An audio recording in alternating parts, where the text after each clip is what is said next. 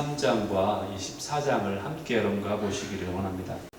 본문 내용은 13장 27절에서 33절이고요. 그리고 14장 6절에서 9절까지 이렇게 간추린 본문으로 함께 우리가 봉독하도록 하시겠습니다. 제가 먼저 27절을 읽겠습니다. 모세에게 말하여 이르되 당신이 우리를 보낸 땅에 간즉 과연 그 땅에 젖과 꿀이 흐르는데 이것은 그 땅의 과일이니이다. 그러나 그 땅 거주민은 강하고 성읍은 견고하고 심이 클 뿐 아니라 거기서 아낙 자손을 보았으며 아말렉인은 남방 땅에 거주하고 헷인과 여부스인과 아모리인은 산지에 거주하고 가나나인은 해변과 요단가에 거주하더이다. 갈렙이 모세 앞에서 백성을 조용하게 하고 이르되 우리가 곧 올라가서 그 땅을 취하자 능히 이기리라 하나 그와 함께 올라갔던 사람들은 이르되 우리는 능히 올라가서 그 백성을 치지 못하리라. 그들은 우리보다 강하니라 하고 이스라엘 자손 앞에서 그 정탐한 땅을 악평하여 이르되 우리가 두루 다니며 정탐한 땅은 그 거주민을 삼키는 땅이요 거기서 본 모든 백성은 신장이 장대한 자들이며 거기서 네피림 후손인 아낙 자손의 거인들을 보았나니 우리는 스스로 보기에도 메뚜기 같으니 그들이 보기에도 그와 같았을 것이니라. 그 땅을 정탐한 자 중 눈의 아들 여호수아와 여분네의 아들 갈렙이 자기들의 옷을 찢고 이스라엘 자손의 온 회중에게 말하여 이르되 우리가 두루 다니며 정탐한 땅은 심히 아름다운 땅이라. 여호와께서 우리를 기뻐하시면 우리를 그 땅으로 인도하여 들이시고 그 땅을 우리에게 주시리라. 이는 과연 젖과 꿀이 흐르는 땅이니라. 같이 읽습니다. 마지막 절. 다만 여호와를 거역하지는 말라. 또 그 땅 백성을 두려워하지 말라. 그들은 우리의 먹이라. 그들의 보호자는 그들에게서 떠났고 여호와는 우리와 함께 하시느니라. 그들을 두려워하지 말라 하나. 아멘. 예, 오늘 이렇게 이 본문 가지고 메뚜기의 세상에서 비전을 보는 어머니 이런 제목으로 함께 나누기 원합니다. 여러분 이런 경험 해보셨을 것 같아요. 우리가 똑같은 장소에 놀러를 갔습니다. 똑같은 장소에 갔어요. 근데 다 돌아와서는 전혀 다른 이야기를 하는 거예요. 가족여행을 같이 다녀왔는데 분명히 같은 차를 타고 같이 갔고 같은 숙소에서 머물렀고 같은 식당에서 또 밥을 같이 먹었어요. 근데 갔다 와서 가족 중에 한 사람이 이렇게 말합니다. 이번 여행 정말 재밌었어요. 너무 좋았어요. 다시 가고 싶어요. 이렇게 얘기합니다. 그런데 또 다른 한 사람은 가족 중에 또 다른 한 사람이 이렇게 말하죠. 나는 너무 힘들었어. 다시는 그곳에 가기 싫어. 이렇게 다른 이야기를 하는 경우가 있습니다. 여러분 이상하지 않습니까? 분명히 같은 곳에 갔고요. 그리고 함께 시간을 보냈습니다. 그리고 같은 경험을 했죠. 그런데 한 사람에게는 그것이 좋은 기억이었고 또 다른 사람에게는 힘든 기억으로 그 똑같은 일이 남아있다는 거예요. 왜 그럴까요? 같은 현실을 마주해도 그것을 어떻게 해석하느냐에 달린 시각이 다르다는 거죠. 그렇죠? 우리는 이런 일을 자주 경험하곤 합니다. 같은 직장에 다니는 두 사람이 있어요. 같은 집에서 자란 두 형제가 있어요. 또 같은 교회를 다니는 두 성도가 있습니다. 그런데 서로가 비슷한 환경, 동일한 사람을 상대해야 되고 같은 시간대에 거했는데 그들이 풀어놓는 이야기는 서로가 다르다라는 거예요. 도대체 이것이 무엇이 어떤 이런 차이를 만드는 걸까요? 오늘 본문이 정확히 이와 동일한 이야기를 우리에게 알려주고 있습니다. 같은 땅을 40일 동안이나 정탐을 하고 이제 12명이 돌아옵니다. 같은 땅을 돌아보고 온 거예요. 그들은 같은 곳에 갔었고요. 같은 성읍에 안에 있는 사람들을 같이 보았습니다. 그리고 같은 열매를 들고 왔습니다. 그런데 그들이 가져온 이 보고의 내용은 하나가 아니었어요. 서로 둘로 나뉘어집니다. 서로 다른 내용을 이야기합니다. 그리고 이 두 개의 나눠진 보고 때문에 한 민족의 운명이 달라지게 됩니다.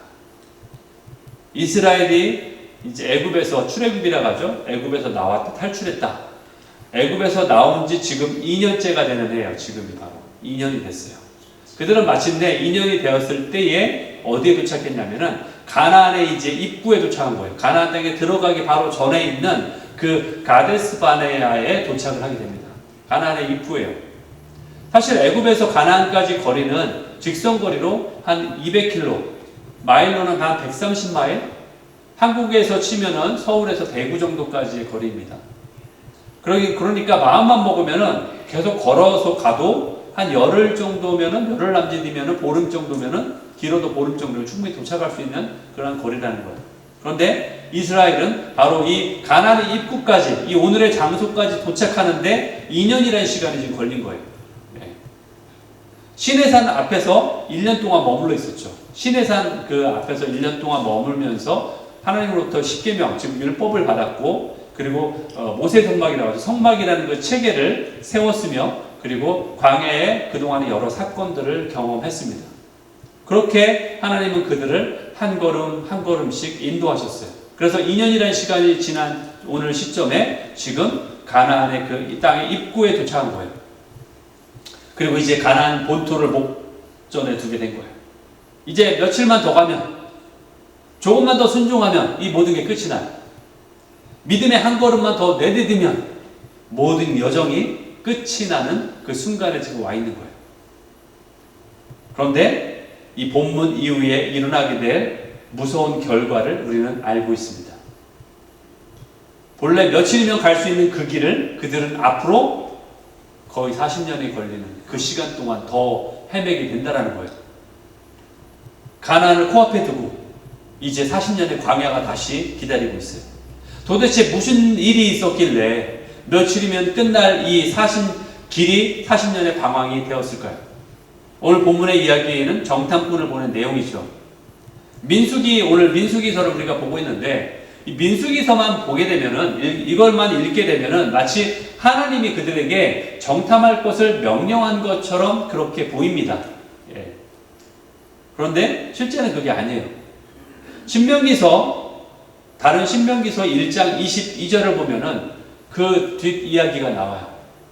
거기 이렇게 나와요. 너희가 다 내 앞으로 나와서 말하기를 우리가 사람을 우리보다 먼저 보내어서 그 땅을 정탐하게 하자. 이렇게 정탐할 것을 백성들이 먼저 하나님께 요청한 거예요. 우리가 좀 정탐을 좀 먼저 하기 원합니다.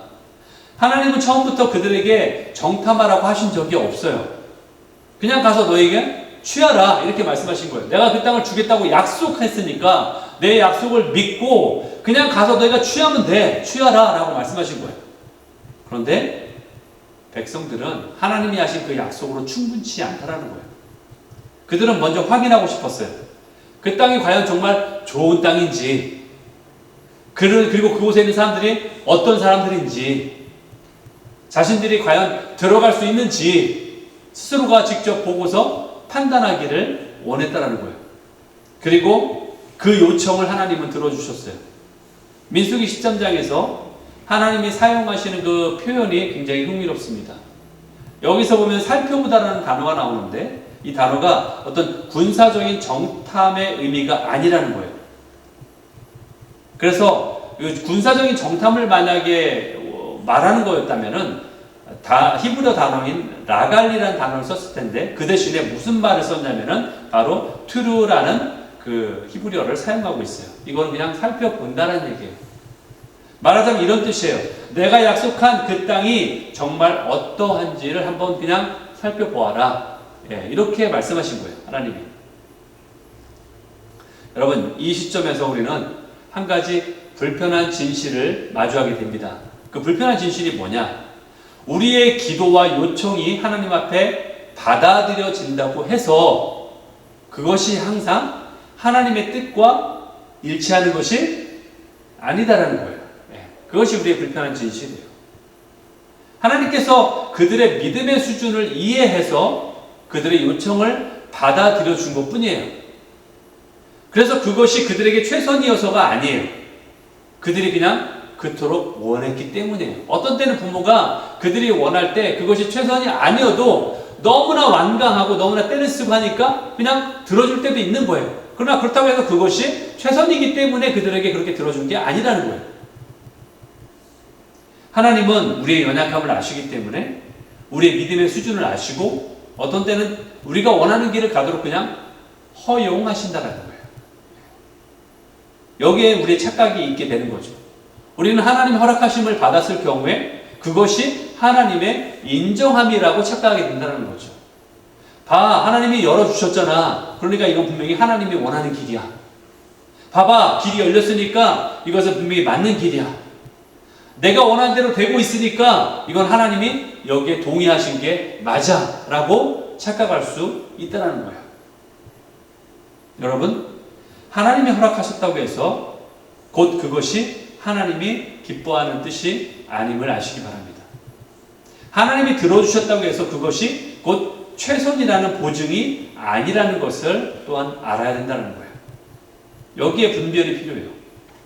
이스라엘이 정탐할 것을 요청했을 때 하나님이 허락하셨습니다. 그러나 그 요청은 단순한 정보 수집으로 끝나지가 않았어요. 그 정탐은 곧 그들의 믿음의 시험대가 되고 맙니다. 스스로가 도마 위에 스스로 올라간 거예요. 스스로가 믿음의 시험대 위에 자청해서 올라간 거예요. 사실은 안 봐도 될 것을 굳이 봐가지고 스스로가 스스로를 힘들게 만든 거야. 쉽게 얘기하면 본문은 우리에게 그 자리를 보여주고 있어요. 40일이 지나서 정탐꾼들이 돌아오죠. 근데 그들은 빈손으로 오지 않았어요. 포도송이를 가져왔는데 그 보통 포도송이가 아니었던 거예요. 얼마나 무겁고 얼마나 크길래 막대기를 꿰어서 메고 와야 할 정도의 포도송이였다라고 성경은 말하고 있어요. 엄청난 포도송이죠. 그리고 그들이 입을 모아 이렇게 말합니다. 과연 그 땅이 젖과 꿀이 흐르는 땅입니다. 여기까지 좋았습니다. 27절까지는 좋았어요. 여기까지는 괜찮아요. 그들은 하나님의 약속이 거짓이 아니라는 것을 보고 알았어요. 그 땅은 정말 좋은 땅이었고 풍성한 땅이었어요. 그런데 28절에 보니까 갑자기 한 단어가 등장합니다. 그러나 이런 말을 한국말을 끝까지 들어봐야 되죠, 그렇죠? 근데 다른 말도 비슷해요. 그 뒤에 어떤 말이 따라오는지를 유심히 봐야 돼요. 그러나가 붙어요. 그러나 그 땅 거주민은 강하고 성읍은 견고하고 힘이 클 뿐 아니라 거기에서 안악자손을 보았는데 그들은 뭐라고 해요? 거인이다. 하나님이 예비하신 모든 약속이 이 그러나라는 한 단어 앞에 뒤집혀집니다. 젖과 꿀은 어느새 뒤편으로 밀려나고 거인들이 전면에 등장해요. 약속의 열매보다 성읍의 견고함이 그들 눈에는 더 크게 보여요. 하나님의 약속보다 자신들이 느끼는 그 두려움이 더 크게 다가옵니다. 문제는 그들이 거인을 보았다는 데 있지 않습니다. 문제는 거인을 보면서 하나님을 잊었다는 데 있는 거예요. 그들은 현실을 본 것이 아니라 현실을 두려움으로 재해석했습니다. 그들은 그 땅을 정탐만 한 것이 아니라 자신 안에 불신앙을 붙잡았어요. 그리고 마침내 33절에서 그들은 자신들의 정체성에 대해서 이렇게 말합니다. 결론을 지어요. 우리는 스스로 보기에 우리는 메뚜기다. 자기들이 자기를 그렇게 결론 짓는 거예요. 우리는 메뚜기야. 이렇게 얘기합니다. 그들이 보기에도 그와 같을 거야.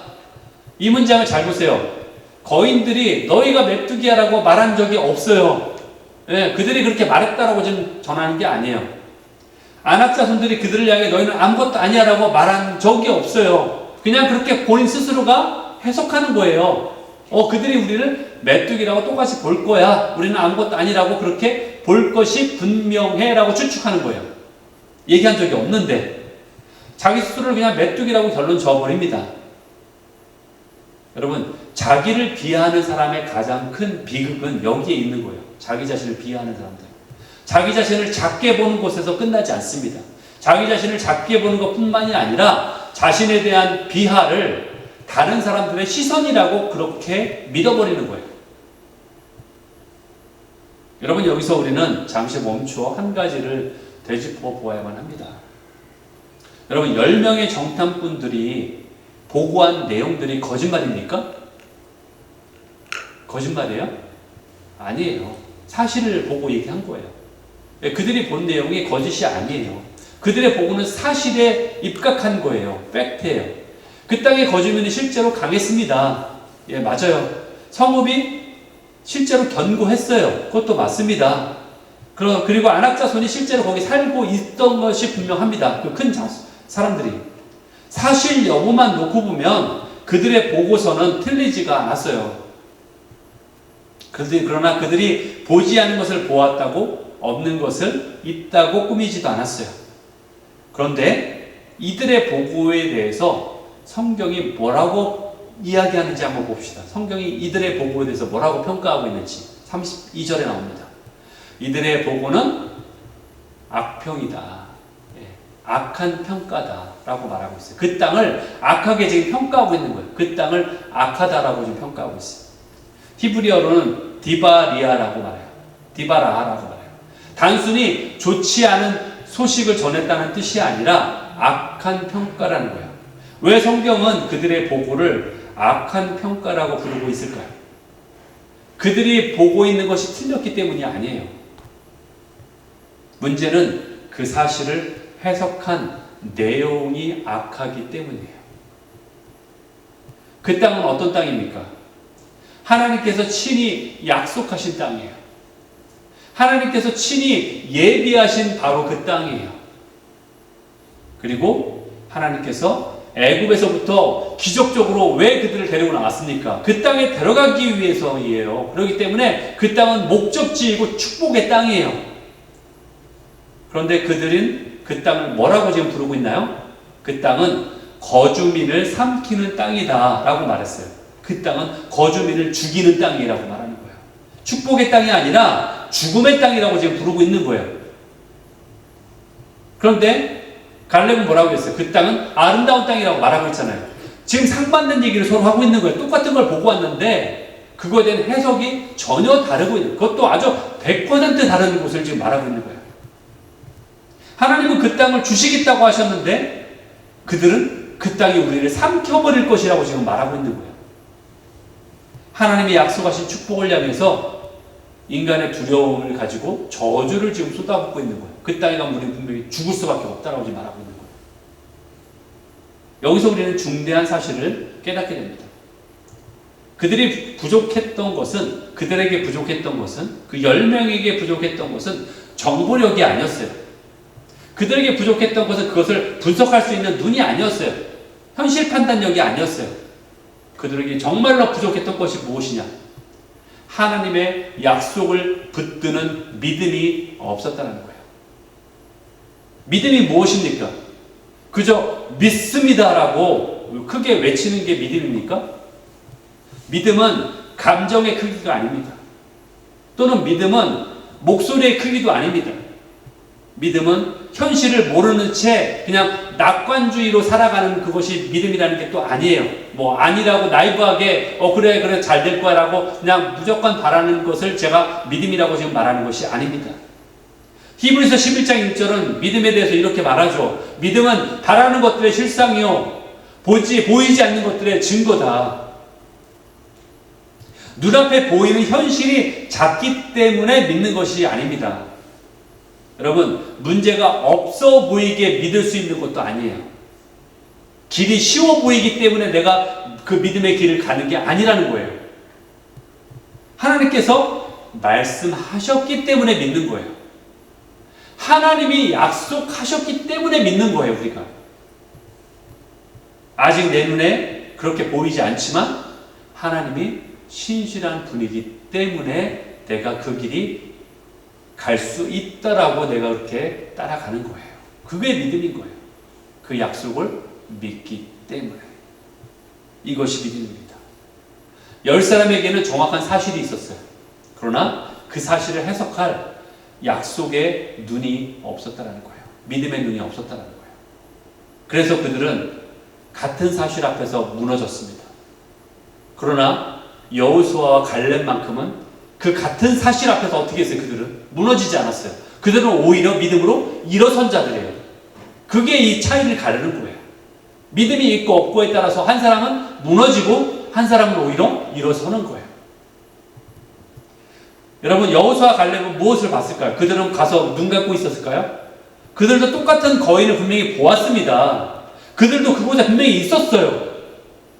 그런데 14장 9절을 보니까 갈렙은 이렇게 말합니다. 그들은 우리의 밥이다. 엄청나지 않습니까? 이 고백이? 그들이 우리의 밥이래요. 오히려 그들은 우리의 밥이야. 그들의 보호자는 그들에게 떠났고 여호와는 우리와 함께 하실 것이다. 같은 거인이었어요. 그런데 누군가에게는 그것이 자기를 죽이고 삼키는 존재였는데 다른 누군가에게는 그것이 나의 밥이다 라고 말하는 존재가 되는 거예요. 여러분, 그 여호수아와 갈렙이 고백하는 그 순간 사이에 그 시간 차이 가운데 거인이 갑자기 작아졌나요? 아니죠. 아니면 그 성읍이 갑자기 약해졌나요? 아니죠. 그 사실이 상황이 바뀌었나요? 절대 아닙니다. 다만 그들의 시선이 달랐을 뿐이에요. 10명은 거인을 보면서 자기를 메뚜기라고 그렇게 비하했는데 갈렙과 여호수아는 거인을 보면서 하나님이 우리와 함께 하실 것을 지금 보고 있다는 거예요. 그리고 민수기 14장 1절에 이르면 우리는 매우 무서운 장면을 목격하게 됩니다. 그게 무슨 장면이냐? 백성들이 밤새도록 통곡하는 거예요. 울고 있어요. 밤새 울고 있어요. 지금 잠도 못 자고 밤새 두려움에 통곡하고 있어요. 여러분, 지금 이들이 전쟁에 져서 그런 게 아니에요. 전쟁도 가지도 않았어요. 지금 싸우지도 않았어요. 전쟁도 하지도 않았다니까요. 그런데 아직 화살 하나 맞은 것도 아니에요. 누구가 죽은 것도 아니에요. 아무런 상황이 변한 게 없어요. 그런데 그들은 밤새도록 지금 울고 있어요. 그러면서 4절에 이렇게 말합니다. 우리가 한 리더를 세워서 애굽으로 돌아가자. 이 장면을 보십시오. 지금 이들은 적을 만나기도 전에 스스로 무너져 내리고 있는 거예요. 외부의 적이 길을 막은 게 아니에요. 단지 자신의 내부에 있는 불신앙이 자신의 길을 막고 있을 뿐이에요. 가나안 성벽이 그들을 막은 게 아닙니다. 그들에서 입에서 나온 두려움의 고백이 그들을 막고 있는 거예요, 지금. 이어서 슬픈 결말이 따라오죠. 민수기 14장 28절. 하나님이 이렇게 말씀하세요. 내가 진실로 살아있는 것과 같이 너의 말이, 너희가 뱉은 그 말이 내 귀에 들린 대로 내가 너희에게 그대로 행할 것이다. 네가 말한 대로 그 고백대로 너희에게 그대로 있게 할 것이다. 그게 너의 고백이니까. 여러분, 그들이 뭐라고 말했습니까? 우리가 애굽 땅에서 죽었거나 이 광야에서 죽었으면 좋았을 것을 이렇게 말했습니다. 백성들이 내가 애굽에서 차라리 그냥 거기서 죽었었거나 아니면 오는 중에 죽었었으면 오히려 좋았을 것을 이렇게 말했다라는 거예요, 백성들이. 그런데 그들의 이 뱉은 말대로 실제로 그들은 광야에서 죽게 되죠. 예, 가나안에 못 들어갑니다. 아까 믿음의 고백을 한 그 다음 세대와 그리고 여호수아와 갈렙만 들어가는 거예요. 이전 세대에서는 여호수아와 갈렙만이 들어갈 수밖에 없는 거죠. 며칠이면 끝날 수 있었던 길이 이들에게 결국 40년의 무덤이 되고 말았습니다. 그들의 고백처럼. 이것은 두려움의 무서운 결과예요. 두려움은 단지 우리의 마음을 흔드는 데서 끝나는 게 아닙니다. 두려움은 입술의 말을 만들어내고요. 입술의 말은 그 삶의 방향성을 만들어내고요. 그 삶의 방향은 결국 삶의 운명을 짓게 만드는 거예요. 오늘 본문이 우리에게 던지는 메시지는 분명합니다. 같은 땅을 보아도 시선이 다르면 보고가 달라진다는 거예요. 보고가 달라지면 자신의 고백이 달라지게 되는 것이고, 그리고 고백이 달라지면 자신의 인생의 길이 달라지게 된다는 거예요. 같은 거인을 보았고 그들은 같은 성읍을 보았지만 10명은 우리는 메뚜기야 라고 이야기했고 다른 2명은 저들이 우리의 밥이다 라고 말할 수 있었던 거예요. 결국 그것은 이 2명의 시선이 하나님께 붙잡혀 있기 때문에, 붙들려 있기 때문에 가능한 것이에요. 결국 사람은 자기가 바라보는 것을 말하게 되어 있는 것입니다. 여러분, 우리는 자주 이렇게 기도하죠. 하나님, 저 환경을 바꿔주세요. 하나님 저 거인을 치워주세요. 그것 때문에 내가 할 수 없어요. 그러나 오늘 본문은 우리에게 이런 질문을 던집니다. 하나님이 우리에게 이렇게 질문하세요. 너희는 거인이 사라져야만 믿을 수 있겠냐? 너희는 성읍이 무너져야만 순종할 수 있겠냐? 이렇게 우리에게 질문하시는 거예요. 여전히 세상에는 거인이 있습니다. 여전히 세상에는 성읍이 견고합니다. 그럼에도 불구하고 믿음이 있냐라고 우리에게 물어보신다는 거예요. 우리는 상황이 바뀔 때만 믿음이 나에게 있을 수 있다라고 말하죠. 그것만 들어주시면 내가 더 잘 믿을 텐데, 내가 조금 돈만 많이 벌면은 헌금을 더 많이 할 텐데, 내가 상황이 좀 더 나아지면 더 헌신할 수 있을 텐데. 그러나 주님은 그렇게 얘기하지 않으세요. 가나안의 거인은 그대로였습니다. 성읍도 그대로였어요. 환경은 변하지 않았어요. 그러나 여호수아와 갈렙은 그런 믿음의 고백을 할 수 있었다는 거예요. 어떤 사람은 그 자리에 무너졌지만 어떤 사람은 그 자리에서 다시 일어설 수 있어요. 상황은 변하지 않지만. 결국 문제는 환경이 아니라 시선이라는 거예요. 누구의 음성을 듣고 무엇을 고백하느냐가 그 사람의 길을 가른다는 거예요. 여러분, 오늘은 어머니 주일이죠? 여기 어머니들이 앉아 계세요. 저는 오늘 이 본문을 보면서 어머니가 떠올랐어요. 왜? 어머니 주일이라서가 아니라 오늘 본문 어딘가에서는 모두에게 우리를 향한 믿음의 보고서를 쓰는 분이 계시다는 걸 느끼는데 그게 바로 우리의 어머니라는 거예요. 무슨 얘기냐?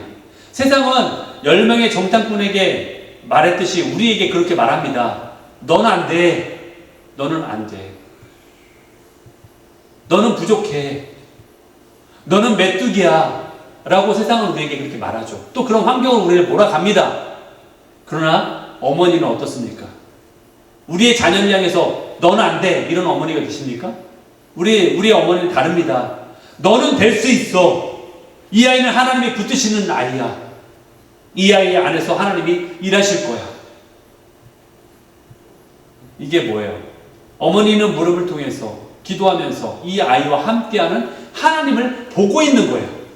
마치 여호수아와 갈렙이 봤던 것처럼 하나님이 우리와 함께 하실 것을 본다. 내가 하나님이 함께 하실 거야. 그러니까 저들이 우리의 밥이다라고 말하는 것처럼 자녀에게 함께 하실 그 하나님을 보고 있다는 거죠. 어머니는. 그게 믿음의 눈 아닙니까? 그게 바로 어머니의 눈이에요. 여러분, 성경의 위대한 인물 뒤에도 바로 이와 같은 어머니들이 분명히 존재했습니다. 모세에게는 요게벳이 있었고, 그리고 사무엘에게는 한나의 어머니가 있었고, 그리고 디모데에게도 외할머니 로이스와 어머니 유니게가 있었어요. 이들이 있었기 때문에 이들의 믿음이 이렇게 설 수 있었던 거예요. 이 어머니들이, 생각해보세요. 이 어머니들이 자녀의 모든 환경을 바꾸어 줄 수 있었습니까? 그럴 수 없었어요. 모세의 어머니는 그냥 어쩔 수 없이 강물에 아이를 띄울 수밖에 없었어요. 그렇지만 그 아이의 운명을 하나님의 손에 맡겼다는 거예요. 어머니가 모든 환경을 바꿔주거나 할 수는 없지만, 그러나 자녀가 무엇을 보아야 하는지는 가르칠 수 있다는 거예요. 믿음을 가르칠 수 있다는 거예요. 거인보다 하나님을 바라보게 할 수 있다는 거예요.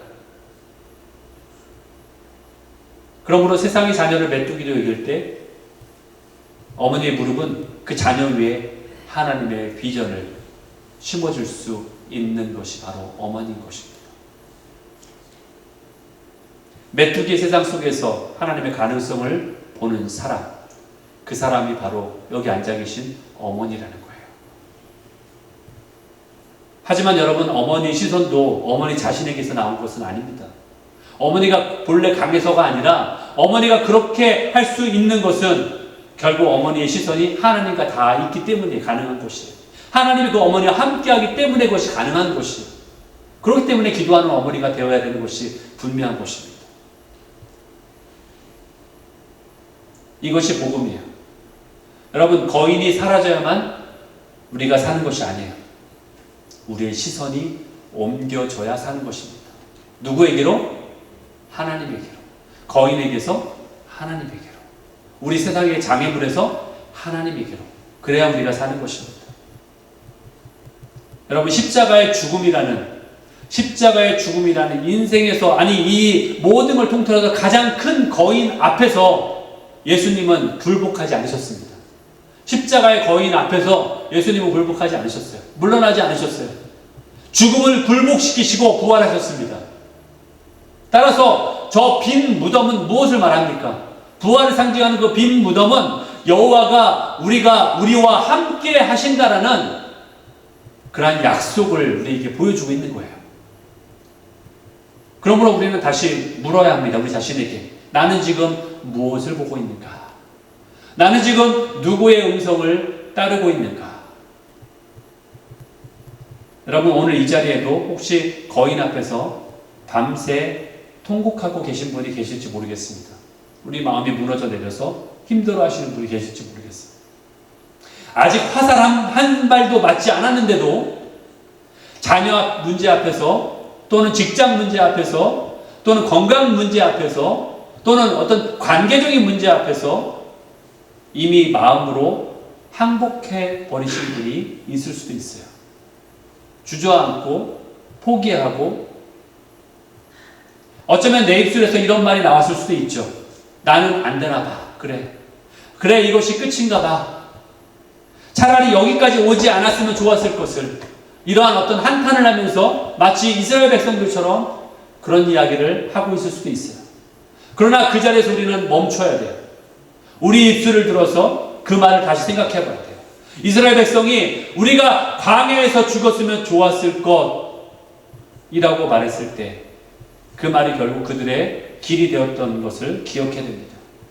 그래서 며칠이면 갈 수 있는 그 길을 40년을 고생하며 살았던 것을 기억해야 돼요.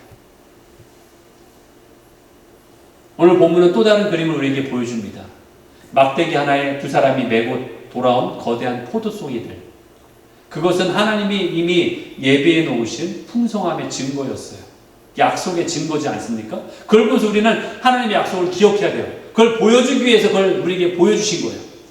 문제는 하나님께서 주실 것이 없었던 것이 아니에요. 분명히 있어요. 가나안 땅에 들어가면 분명히 그들이 이기고 그들이 차지할 것이 분명히 있는 거였어요.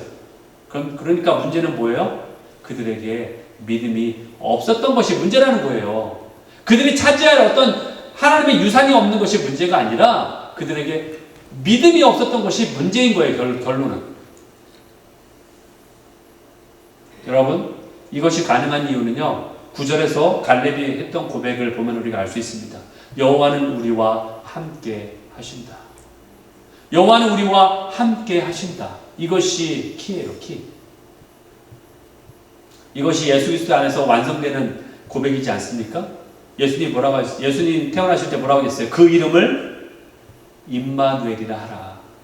주님이 우리와 함께 하신다. 임마누엘이 그 뜻이 아닙니까? 그 약속이 예수 그리스도 안에 있습니다. 예수 그리스도 안에 있습니다. 그 약속이. 우리와 함께 하시는 그 길이. 여러분, 우리 앞에 이제 두 갈래 길이 있어요. 10명이 갔던 그 길. 그러나 소수의 2명이 걸었던 그 길. 소수의 길이지만 하나의 길은 대중이 걸었던 그 길은 메뚜기의 길이었고, 그러나 소수가 걸었지만 믿음의 길은 갈렙의 길이었어요. 여러분, 한번 이번 한 주간 동안 우리 입술을 한번 멈춰봅시다. 그리고 다시 한번 그 우리 안에 그 고백을 한번 해보길 원해요. 여호와가 우리와 함께 하십니다. 이 고백을 하는 한 주간이 되었으면 좋겠습니다. 여호와가 우리와 함께 하십니다. 그렇기 때문에 가능합니다. 그렇기 때문에 우리가 할 수 있습니다. 거인을 보면 답이 없어요. 맞아요. 우린 약해요. 그러나 여호와가 우리와 함께 하십니다. 이것이 믿음이고 이것이 복음인 거예요. 그렇기 때문에 우리가 믿는 자인 거예요. 그 한 주를 우리의 자녀의 머리 위에 얹어주십시오. 그 한 주를 배우자의 삶 가운데 함께하여 해주십시오. 그 한 주를 내 가슴 위에도 고백해 주시기 바랍니다. 오늘은 어머니 주일이에요. 어머니께서 우리에게 남겨주신 가장 큰 유산은 결코 좋은 환경이 아닐 거예요. 여러분들 그 재벌처럼 여러분 부모님으로부터 좋은 유산을 받아서 사시는 그런 존재가 아니지 않습니까? 어머니가 우리에게 남겨주신 가장 큰 유산은 우리 세상이 우리를 메뚜기라고 부를 때 아니야, 너는 주님과 함께하기 때문에 너는 가능해, 너는 할 수 있어 라고 말씀하신 그 믿음의 고백인 것입니다. 그 고백이 우리와 함께합니다. 거인은 여전히 거기 존재합니다. 세상 가운데 세상에 나가면 여전히 거기에는 견고한 성읍이 존재하고 있습니다. 그러나 기억하십시오. 거인보다 크신 분이 우리와 함께 하십니다. 메뚜기 믿음은 사실 위에 절망이라는 글자를 쓰지만, 그러나 장성한 믿음은 그 사실 위에 약속이란 이름을 새기는 자입니다. 이 믿음의 약속을 새기시는 우리 모두가 되시기를 예수 그리스도의 이름으로 축원합니다. 아멘.